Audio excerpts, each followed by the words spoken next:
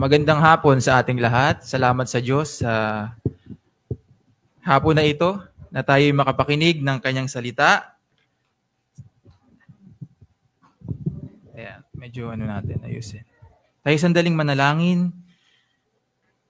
Panginoon naming dakila sa lahat, kami ay nagpapasalamat dahil sa hapon na ito. Dinala mo kami muli upang makapakinig ng iyong salita, upang ikaw ay sambahin at purihin sa mga oras na ito.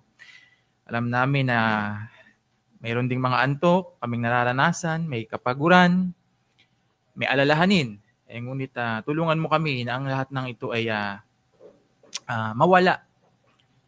Sa pamamagitan ng iyong biyaya, kami ay lubusan na makapakinig at makatuon ng aming puso't isipan sa iyong mga salita. Tulungan mo ang pangangaral ng iyong ebanghelyo, kumilos ito ng makapangyarihan sa mga naririto, lalo na sa mga wala pa sa aming Panginoong Hesukristo. Nawa ito ay magdulot ng kaligtasan sa mga wala pa sa inyo. Ikaw lamang po ang maitaas. Tulungan mo kami na matuto sa iyong salita.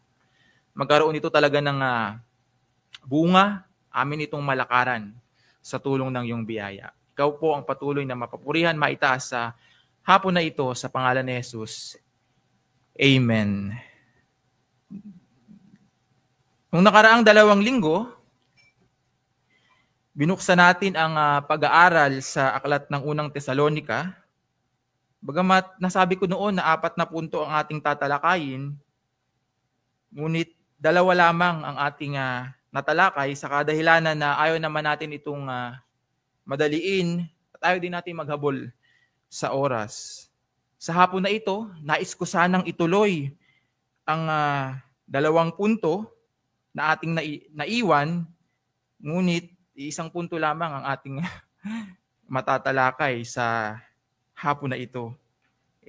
Hindi natin pwedeng itong madaliin, mayaman ang talata 3 na ating tatalakayin, at talagang maraming laman at aral na mapupulot.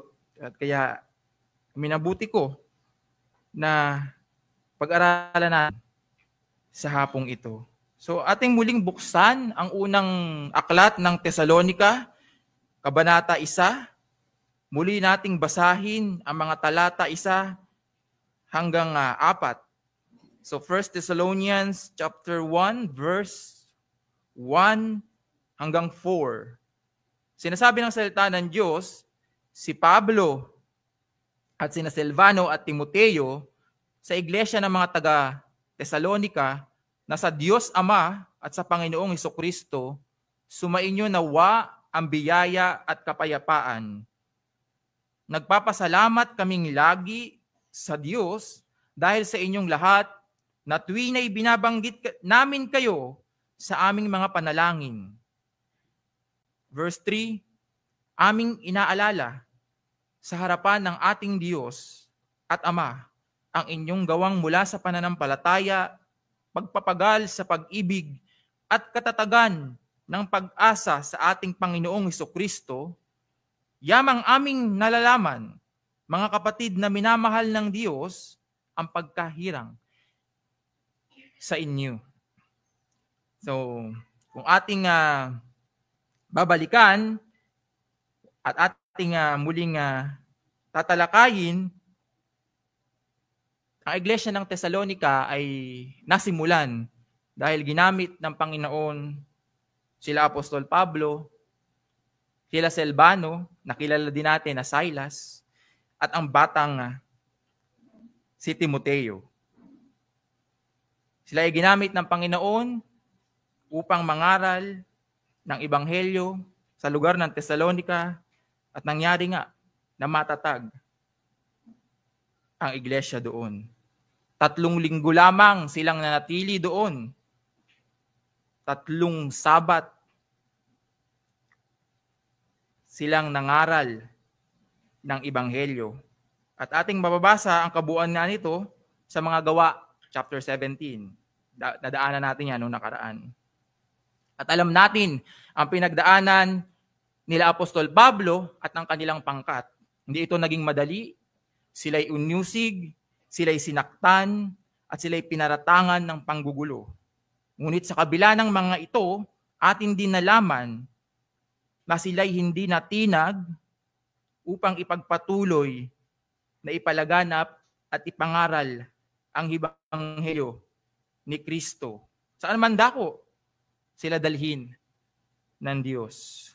Naisulat nga ni Apostol Pablo ang aklat ng Tesalonika ng labis na may kagalakan at pasasalamat sa Diyos dahil sa kanyang narinig na balita mula kay Timoteo na sila'y nagpapatuloy sa kanilang pananampalataya at lumalago pa sa kabila ng suliranin at mabibigat na probidensya na kanilang nararanasan. Kaya naman si Apostol Pablo mas nahimok din upang sila'y palakasin, turuan at paalalahanan pa. Nakita natin ang pag-alala ni Apostol Pablo sa iglesia ng Tesalonika at ang kanyang pasasalamat sa panalangin na sa tuwina sila ay binabanggit, isang matibay na patunay na ang panalangin ay mabisa upang ang isang gawain o ang isang iglesia ay magpatuloy. At nakita natin ito sa iglesia ng Tesalonika. Sila ay nanatili at nagpatuloy sa pananampalataya kay Kristo. Ang ikatatlong punto na ating tatalakayin, pananampalataya, pag-ibig at pag-asa buhat kay Kristo Jesus. At yan ay nakatuon sa talata 3. 1 Thessalonians chapter 1 verse 3. Ang mga nakasulat sa talata 3 ay isa sa mga pangunahing dahilan ni Apostol Pablo sa kanyang kagalakan at pasasalamat sa Diyos. At ito din ay mga marka o patunay na ang isang tao ay hinirang at pinili ng Diyos sa kaligtasan at pananampalataya. At ito'y nakita nila Apostol Pablo sa mga mananampalataya sa Tesalonika. Binanggit dito sa talata 3, kung inyong mababasa, binanggit dito ang kanilang pananampalataya, pag-ibig at pag-asa at kung ano ang naging bunga ng mga ito. Unahin natin ang kanilang pananampalataya. Ang kanilang pananampalataya na may gawa. Ang tunay na pananampalataya kay Kristo ay nagbubunga ng mabubuting gawa. No kung ang dati, ang gawang ito ay masama at umaayaw sa Diyos, ito na ngayon ay gawang mabuti at sumusunod sa Diyos. Isang tunay na pagbabago mula sa dating buhay patungo sa bagong buhay. Sabi ng 2 Corinthians chapter 5 verse 17, kaya't kung ang sino man ay na kay Kristo, siya'y bagong nilalang. Ang mga lumang bagay ay lumipas na. Tingnan ninyo, ang lahat ay naging bago. Kasama dito ang kanyang mga ginagawa noong wala pa ang isang tao kay Kristo. Ang kanyang mga gawa ay gumawa ng kasalanan. Ngunit kung ang isang tao ay na kay Kristo na, maging ang kanyang mga gawa ay nagbago na. Ito na ngayon ay gawang sa kabanalan, katuwiran, katotohanan, at pagsunod sa Diyos. Totoo na ang mga mabubuting gawang ito ay hindi ganap o perpekto dahil minsan ang ating mga gawa ay nagdudulot pa din sa atin upang tayo magkasala at makagawa ng kasalanan. Ngunit kahit ganito, ay mayroon pa din sa atin na masidhing pagnanais na sumunod sa Diyos, na ayawan ang masamang gawa o ang kasalanan. Buklatin natin ang aklat ng Roma, Kabanata 7, talata 18 hanggang 20. Romans chapter 7 verse 18 hanggang 20, sinasabi ni Apostol Pablo, sapagkat nalalaman ko na walang mabuti na nananatili sa akin, sa makatuwid ay sa aking laman, ang pagnanais ng mabuti ay nasa akin. Subalit, hindi ko iyon magawa, sapagkat ang mabuti na aking nais ay hindi ko ginagawa, ngunit ang masama na hindi ko nais ay siya kong ginagawa. Subalit, kung ang hindi ko nais, ang siya kong ginagawa, ay hindi na ako ang gumagawa nito, kundi ang kasalanang nananatili sa akin. Kaya ang ating mga remaining sin, mga kapatid, ay kailangan nating bantayan. Kailangan nating maging maingat na labanan ang nananatiling kasalanan sa atin. Nasawatahin ang kasalanang ito sa biyaya ng Diyos, atin itong mapagtatagumpayan. Sabi ng aklat ni Juan, Kabanata 15, talata 5, John chapter 15, verse 5, ako ang puno ng ubas, kayo ang mga sanga.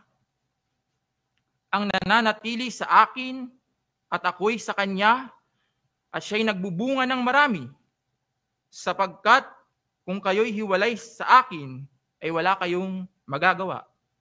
Kung nais natin labanan o malabanan at managumpay sa nananatiling kasalanan na minsan ay bumibihag sa atin upang mahulog at magkasala tayo, huwag tayong humiwalay kay Kristo at sa kanyang salita.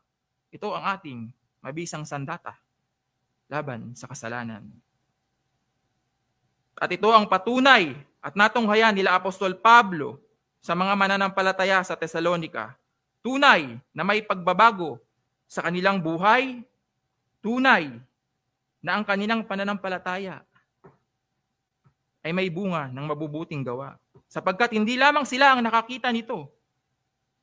Hindi lamang sila ang nakaalam nito. May iba pa. Bumaba tayo ng kaunti. Unang Tesalonika, sa parehong kabanata, talata 7 hanggang 8, 1 Thessalonians chapter 1 verse 7 and 8. Ang sinasabi diyan, ano pat kayo'y naging halimbawa sa lahat ng mananampalatayang nasa Macedonia at nasa Akaya, sapagkat mula sa inyo'y umalingaw-ngaw ang salita ng Panginoon, hindi lamang sa Macedonia at Akaya, kundi sa lahat ng dako ay napabalita ang inyong pananampalataya sa Diyos. Kaya't kami ay hindi na kailangan magsalita pa ng anuman. Kitang-kita ang patunay na ang kanilang pananampalataya ay hindi patay. Ito ay buhay na patotoo. Maging sa kapwa nila, mananampalataya sa ibang mga iglesia. Sinasabi na aklat Santiago, talata 2, kabanata 2, talata 17, James chapter 2, verse 17, kaya't ang pananampalataya na nag-iisa, kung ito ay walang mga gawa, ay patay. Kaya, mga kapatid, kung ating pananampalataya ay walang bunga ng mabubuting gawa, patay ang ating pananampalataya. Suriin natin ang ating pananampalataya. Ikalawa, ang kanilang pag-ibig na nagbunga ng pagpapagal o paglilingkod. Isa pang patunay na ang isang tao ay hinirang o pinili ng Diyos kung ang kanyang pag-ibig ay hindi lamang sa salita, kung hindi tumutungo sa paglilingkod. Paglilingkod kahit sa hindi mananampalataya o itinuturing nating kaaway o kaaway ng Ebanghelyo.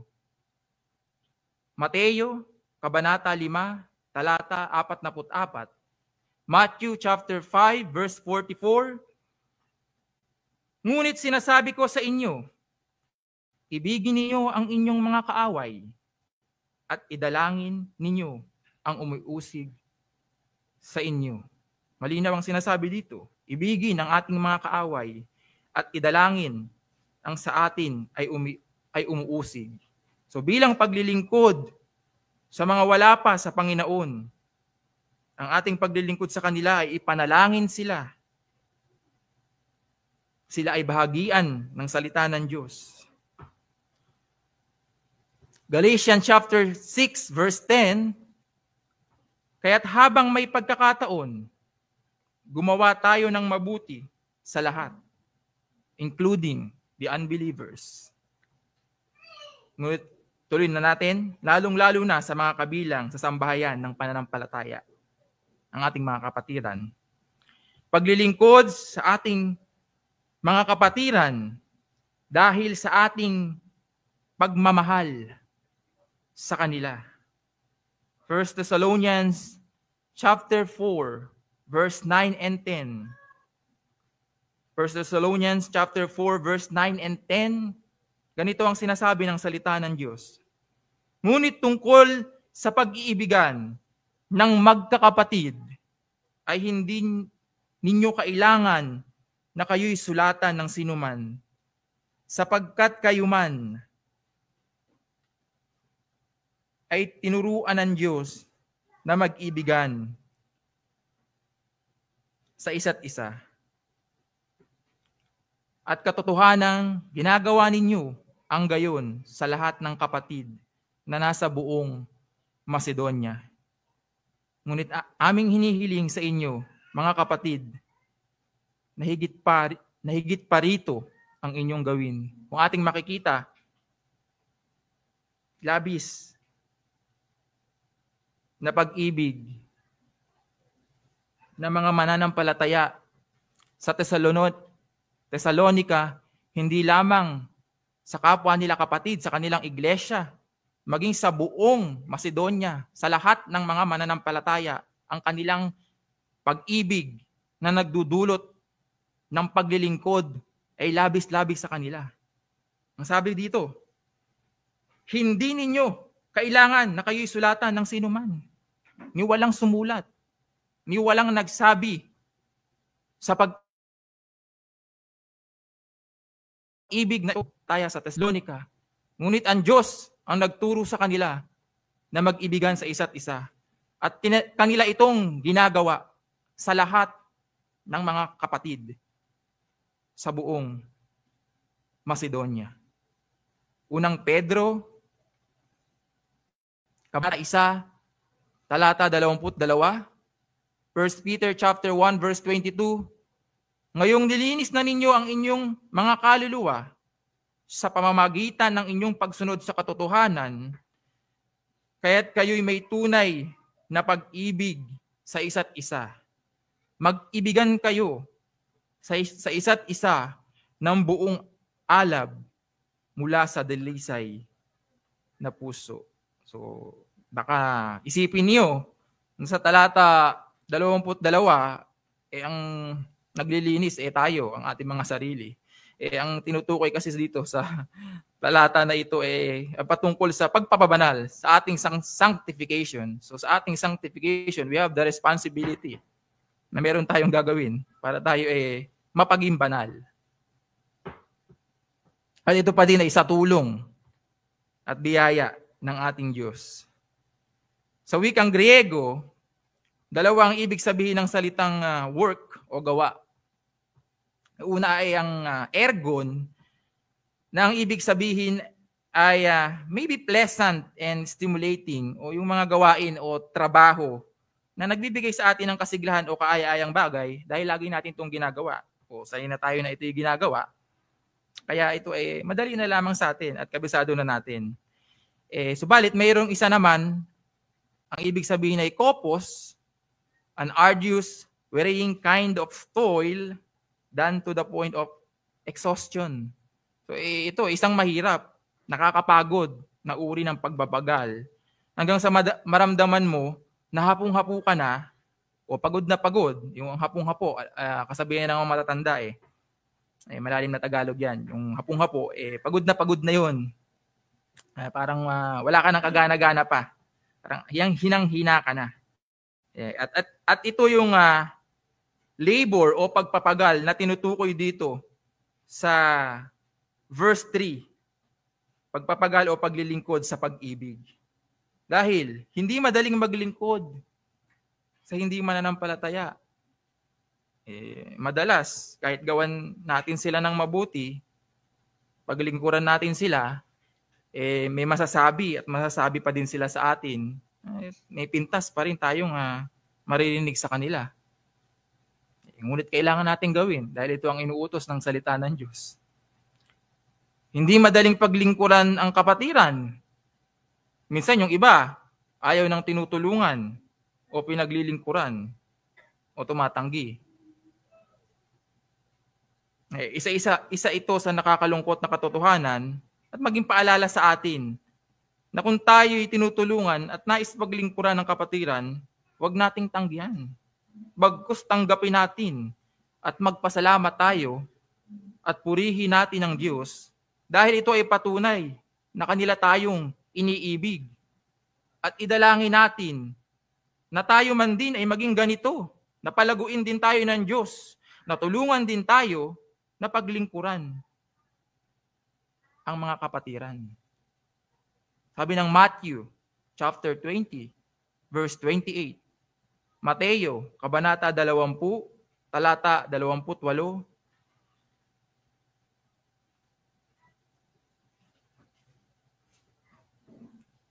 Kung paanong ang anak ng tao ay naparito, hindi upang paglingkuran ang Panginoong Hesukristo ito, kung hindi upang maglingkod at upang ibigay ang kanyang buhay na pantubos sa marami. At mas lalong hindi madaling maglingkod sa Diyos. Maraming hadlang, maraming alalahanin, maraming takot. Kagaya nila Apostol Pablo at na maraming mananampalataya, maraming pag-uusig, panganib, maging kabiguan. Ngunit sa kabila ng mga ito, tulad ng mga nauna sa atin na mga mananampalataya, hindi sila tumigil o nahadlangan ng mga ito upang magpatuloy sa paglilingkod sa Diyos.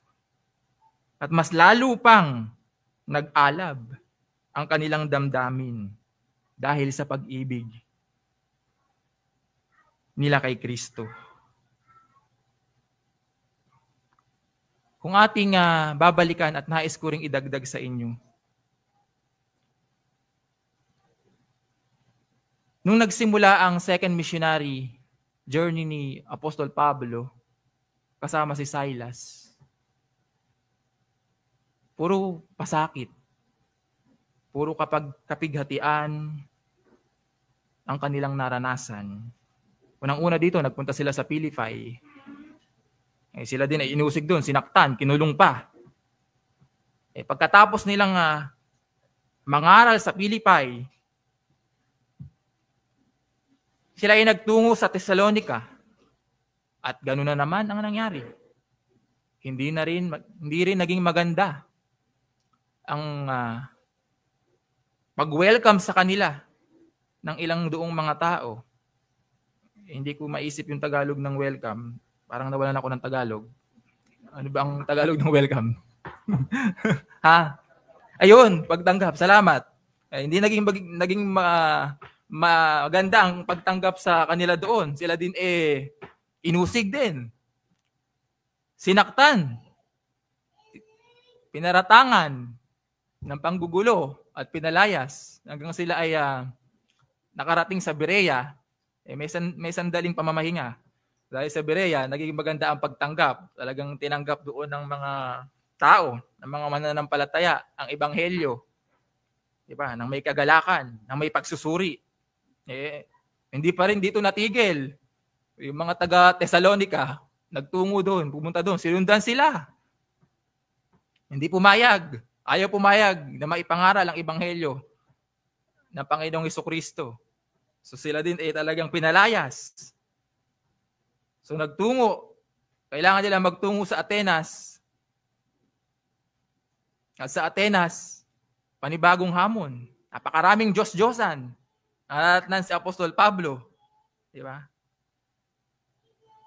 Ngunit kailangan pa rin ipangaral ang salita ng Diyos. Hanggang magtungo sa Korinto, hanggang si Apostol Pablo ay magtungo ng Korinto at dito nga niya isinulat ang aklat ng Tesalonica. Hanggang magtungo sa Korinto na alam natin na lugar ng kasalanan. This is a liberal, this is the immoral city ng panahon na yun. Ngunit sa biyaya ng Diyos ay may natatag din na iglesia. So ito yung sinasabi na exhaustion na paglilingkod sa Panginoon. Na panay kabigatan, kasakitan, kabiguan, kung ating titingnan. Ngunit ano ang bunga nito, mga kapatid? Ano ang bunga nito sa buhay ni Apostol Pablo at sa buhay ng kanyang mga kasama? Ito ang naging dahilan upang lalong mas mag-alab ang kanilang paglilingkod sa Panginoon. Ganito ba tayo? Ganito ba ang ating nararamdaman? Ganito ba ang ating nararanasan? Na sa tuwing tayo inuusig, pinaparatangan, hindi man ganito tulad ng pag-uusig na ating nararanasan katulad nila Apostol Pablo at ng unang mga mananampalataya na nauna sa atin, na alam natin na ito ay grabe, lubusang pag-uusig, kabigatan, kasakitan. Ganito ba ang ating damdamin sa kabila ng lahat ng ito? Tayo ba ay may pagpapatuloy? Tayo ba may alab ng damdamin na magpatuloy pa sa paglilingkod sa Diyos, na ipangaral ang salita ng Diyos? O tayo'y sumusuko na at nawawala ng gana at umaayaw na? Mga kapatid, naway makita natin na hindi ito nagiging hadlang at hindi nawa maging hadlang sa atin upang tayo'y tumigil at mawalan ng gana sa paglilingkod sa Panginoon. Kundi tayo ay magpatuloy.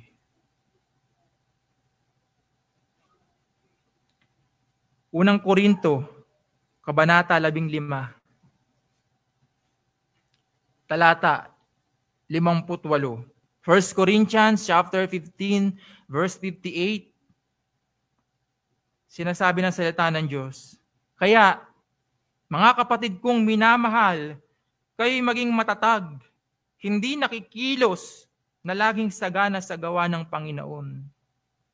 Yamang nalalaman ninyo na hindi walang kabuluhan ang inyong gawa sa Panginoon. Ito ang ating pag-asa, mga kapatid. Ang ating paglilingkod, ang ating pagpapagal ay hindi winawalang kabuluhan ng Panginoon. At ito ang pag-ibig na may pagpapagal sa buhay ng mga mananampalataya sa Tesalonica. Paglilingkod sa iba, sa kapatiran, at higit sa lahat, sa Panginoon. Ikatatlo, ang kanilang katatagan at pag-asa sa ating Panginoon. Ito ang huling marka o patunay na binabanggit sa talata 3 na ang isang tao na pinili ng Diyos o hinirang ng Diyos, ang kanyang katatagan ay nagbubunga ng pag-asa sa ating Panginoon. Sabi ni John MacArthur, at nais ko lamang ibahagi, malaking tulong ang komentary ni John MacArthur upang mabuo ko ang pangangaral na ito. Sabi niya, steadfastness is from the Greek word homopone, which conveys the idea of endurance or perseverance. Literally, it denotes the condition of staying under pressure. It is closely related to the theological concept the Reformers called the perseverance of the saints. So this is our Tuloy ko na lang. That is, Christians will hold fast to their hope until the end. Perseverance of the saints, this is our eternal security. Na ang tunay na mananampalataya ay magpapatuloy sa Panginoong Jesucristo sa kabila ng mga nararanasang kapighatian o kabigatan. Dahil sa pagtitiis at katatagan at pag-asa natin sa ating Panginoong Jesucristo. Romans chapter 2, verse 7, Roma Kabanata 2, talata 7, sa kanila na sa pamamagitan ng pagtyatsyaga sa mabubuting gawa na naghahanap ng kaluwalhatian at karangalan at ng kawalan ng kasiraan, ay magbibigay siya ng buhay na walang hanggan. Ganito ang kaisipan ng mga mananampalataya sa Tesalonika. Ang kanilang katatagan o pagtitiis ay dahil alam nila na may buhay na walang hanggan. Alam nila na ang Panginoong Hesukristo ay babalik at sila'y naghihintay ditong matibay, kalakip ang pag-asa kay Kristo. Ikalawang Tesalonika, chapter 1, verse 4, 2 Thessalonians, chapter 1, verse 4, ano pat, ipinagmamalaki namin kayo sa mga iglesia ng Diyos dahil sa inyong pagtitiis at pananampalataya sa lahat ng mga pag-uusig sa inyo at sa mga kapighatian inyong tinitiis. Hindi naging madali ang buhay pananampalataya ng mga taga Tesalonika. Sila'y dumaranas ng matinding pag-uusig sa kanilang mga kababayan at kapwa mananampalataya. Ngunit sa lahat ng mga ito, kanila itong tiniis alang-alang kay Kristo. Ang kanilang pananampalataya ay kapuri-puri sa harapan ng mga tao at ng Diyos dahil sila'y patuloy na naglilingkod sa isa't isa. Dahil sa pag-ibig at sa pag-asang parating, dala ng muling pagbabalik ni Kristo. Mga kapatid at kaibigan, kung ating matatandaan, 3 linggo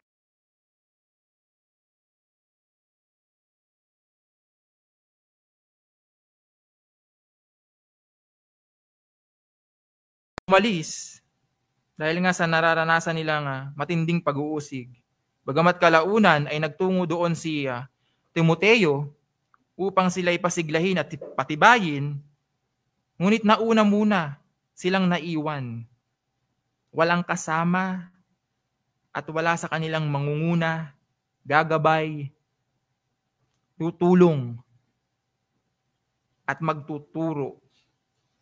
Naiwan na sila lamang na magkakapatid sa pananampalataya ang kailangang magtaguyod ng iglesia doon. Ngunit kanila itong tiniis alang-alang sa pananampalataya, pag-ibig, at pag-asa. Kanilang tiniis ang kapighatian at kalungkutan na tila sila ay inulila ng isang ama at sa kanilang murang gulang natuto silang tumayo sa kanilang sariling mga paa dahil sa probidensya na kanilang kinakaharap. Ngunit ang lahat ng ito ay hindi naging hadlang upang ang kanilang pananampalataya ay manlamig at tumalikod sa Panginoon. Ngunit naging dahilan ito upang mas mag-alab ang kanilang pananampalataya at lumago ito. Salamat sa dakilang biyaya ni Kristo na sa kanila ay nagpanatili. Mahayag, Kabanata 14, talata 12. Revelations, chapter 14, verse 12.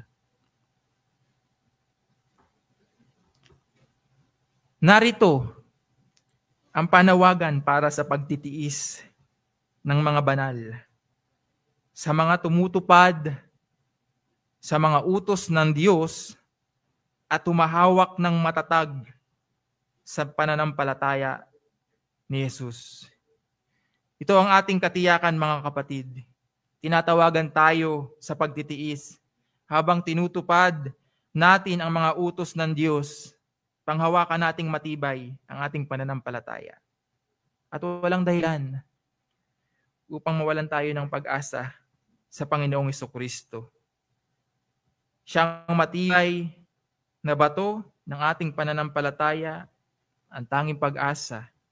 Magpakatatag tayo sa pag-asang dala ng muling pagbabalik ni Kristo. Para sa mga mananampalataya, nawa ay hamon ang ating mga sarili sa mga marka at patunay ng isang taong pinili at hinirang ng Diyos. Nakikita ba natin o nakikita ba sa ating mga buhay ang mga marka at patunay na ito, katulad ng mga mananampalataya doon sa Thessalonica? Ang ating bang pananampalataya ay tunay na nagbubunga ng mabubuting gawa na nais nating masunod ang utos at kalooban ng Diyos sa kabuuan ng ating buhay bilang isang Kristiyano?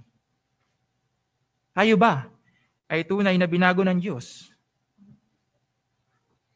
At tunay bang nakikita ang buhay na patutuo ni Kristo sa ating mga buhay sa pamamagitan ng ating mabubuting gawa?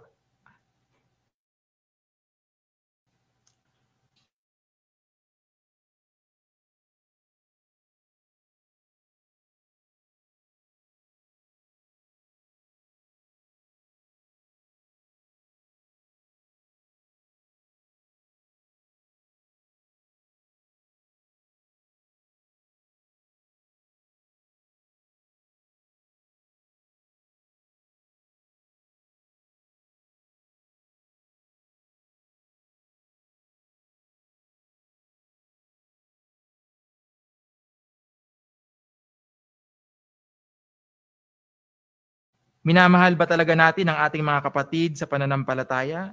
O namimili tayo at pilit nating isinasara ang ating mga mata sa katotohanan na ang mga Kristong pag-ibig ay ang paglingkuran natin ang isa't isa, anuman ang sitwasyon o ang ating kinakaharap, ay pipiliin nating paglingkuran sila at hindi talikuran. Dahil ang unang-una sa lahat ng mga ito, ganito ang unang ginawa at naranasan natin kay Kristo. Mga kapatid, hinahamon ka ng salita ng Diyos. Hinahamon tayong lahat ng salita ng Diyos. Nasaan ang tunay na pag-ibig, na dala ng tunay na paglilingkod at walang pinipili, at ito ay mabuti at makalulugod sa pangalan ni Kristo. Kumusta ang ating paglilingkod sa ating mga kapatid? Kumusta ang ating paglilingkod sa isa't isa? Hindi tayo mga palamuti sa iglesia. Hindi tayo magtutungo sa iglesia upang maupo lamang dito at pagkatapos ay umalis tayo. Kailangan nating paglingkuran ang isa't isa. Kailangan nating lumago na paglingkuran ang isa't isa bilang magkakapatid kay Kristo. Dahil ito ang tunay na iniibig natin sila. At higit sa lahat, ang ating pag-ibig sa Diyos, kung tunay nating iniibig si Kristo, tunay din at walang alinlangan ang ating paglilingkod sa kanyang pangalan at iglesia.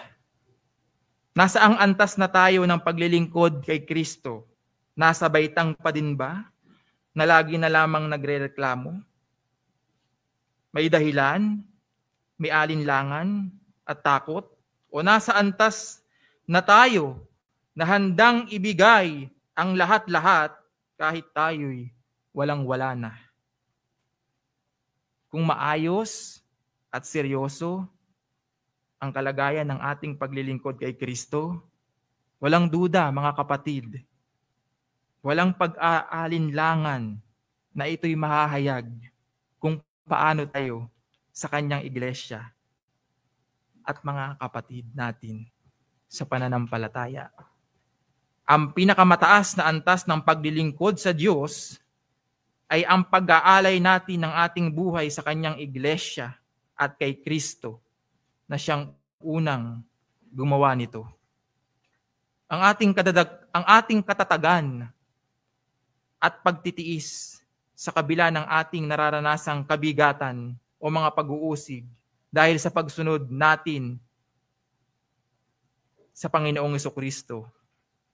Nananatili bang malinaw sa atin ang pag-asa ay kay Kristo lamang? At darating ang panahon na ang lahat ng pagtitiis at kahirapan ay mapapalitan ng tunay at ganap na kapahingahan at kapayapaan dahil alam natin na babalik ang Panginoong Jesucristo at makakasama natin siya kasama ang mga banal na pumupuri sa Kanya. Ang ating matinding pagtitiis sa kabila ng mga kabigatan ay nagdudulot din naman sa atin ng matinding pag-asa na panghawakang matibay ang mga salita at pangako ni Kristo. Para naman sa mga wala pa sa ating Panginoong Hesukristo, walang makikitang marka o patunay na hinirang ka ng Diyos kung patuloy ka sa pananampalataya mo sa iyong mabubuting gawa na kaya kang iligtas nito. Kung patuloy kang maglilingkod sa iyong sarili at sa iyong amang diablo, at kung ang iyong pag-asa ay tanging sa mundong ito, hindi yan ang marka at patunay na hinirang ng Diyos ang isang tao. Patunay yan na ikaw ay alipin ng kasalanan, alipin ni Satanas. Kung nais mo na mapabilang sa mga hinirang ng Diyos, pagsisihan mo ang iyong mga kasalanan, talikuran mo ito, at magtiwala ka lamang sa tanging pangalan ni Kristo at sa kasapatan ng kanyang ginawa doon sa krus ng Kalbaryo, sa dugo na dumanak dito na makapaglilinis ng iyong kasalanan, kabayaran at kaligtasan sa puot na darating. Manampalataya ka na ngayon at huwag mong ipagmayabang ang bukas. Tayo po ay manalangin. Tunay aming Panginoon, kami ay nagpapasalamat sa mga aral at katotohanan na iyong ipinaalam, na iyong itinuro sa iyong salita, partikular sa unang kabanata ng aklat ng unang Tesalonika, talata 3. Aming nalaman ang mga marka, ang mga patunay ng isang tao ng Diyos, na isang hinirang ng Diyos, na pinili ng Diyos, na ang kanilang pananampalataya ay nagbubunga ng gawang mabuti. Ang pagpapagal ay dahil sa pag-ibig sa hindi mananampalataya, sa mananampalataya at sa aming Panginoong Jesucristo. Ang katatagan, ang pagtitiis ay nagbubunga ng pag-asa sa aming Panginoong Jesucristo. Nawa, Panginoon, hindi lamang ito sa aming mga isipan, kundi tumagos ito sa aming mga puso. Napagbulay-bulayan namin ang iyong salita, ang mga marka, ang mga patunay na ito, nananalaytay ba sa amin ang mga patunay at mga marka na ito dito sa iglesia ay tinatag mo sa Dasmariñas. Mga kapatiran, na nari dito, tulungan mo kami na suriin ang aming pananampalataya. Kung ito ba ay namumutawi sa aming mga buhay. Kung kami ay nagkasala, kung kami ay lumihis, kung may panlalamig at tila baga hindi makita ang mga marka na ito, patawarin mo kami, O Diyos. Tulungan mo kami na pagsisihan ito. At panumbalikin mo kami, nawa ay makita ang mga marka na ito, ang mga patunay na ito sa aming mga buhay. Tulungan mo kami, O Diyos, na aming pananampalataya ay tunay na magbunga ng mabubuting gawa, na naghahangad at may pagnanais na sumunod sa iyong kalooban, O aming Panginoong Jesucristo.